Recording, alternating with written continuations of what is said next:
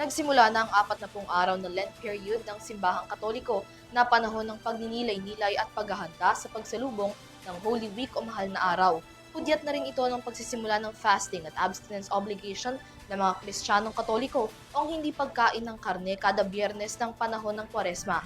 Ngunit bukod sa hindi pagkain ng karne, hinihikayat ng CBCP ang mga mananampalataya na gawin din ng digital media fasting kung saan babawasan ang paggamit ng cellphone at ng social media sa panahon ng pagninilay. Alamin ang detalye sa report na ito.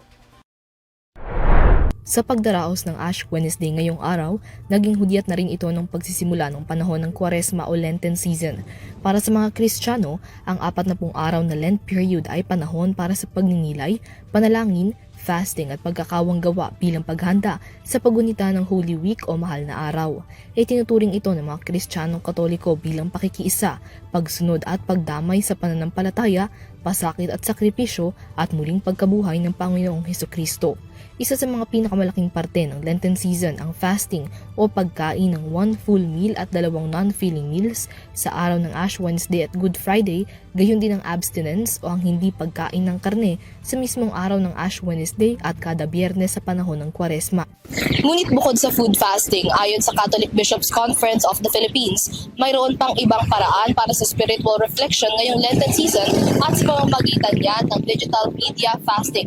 Ayon sa CBCP, ang fasting ay isang paraan ng pag-aalis at pagtanggal sa anumang bagay na maaaring nagiging distraksyon sa ating pananampalataya. At sa panahon ng makabagong teknolohiya, kung kailan mas mahaba na ang ginugugol na oras sa paggamit ng social media, nagre-resulta na rin ito sa distraction, fatigue, kawalan ng focus, paghina ng social relationships at pagkawala ng spiritual awareness. Sabi ng CBCP, makatutulong ang digital media fasting upang mabigyang muli ng puwang ang katahimikan, panalangin at pagninilay-nilay sa gitna ng maingay at magulong pangyayari sa kasalukuyan.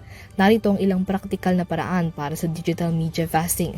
Una, iwasan ang paggamit ng cellphone at iba pang gadgets bago matulog at pagkagising. Limitahan ang paggamit ng social media gayon din ang scrolling at streaming time. I-observe ang device-free na hapagkainan o sa mga pagtitipon-tipon. Pagkakaroon ng occasional 24-hour o digital fasting kada weekend. Pag-uninstall ng mga distracting apps at pagpapalit ng cellphone screen time ng oras ng panalangin, pagbabasa o pakikipag-usap sa kapwa. Hinihikayat ngayon ng CBCP ang mga mananampalataya, miyembro ng simbahan at ang general public na magkaroon ng digital media fasting ngayong Lenten season. Para sa EuroTV News, Mia Layagin, sumasaludo sa bawat Pilipino.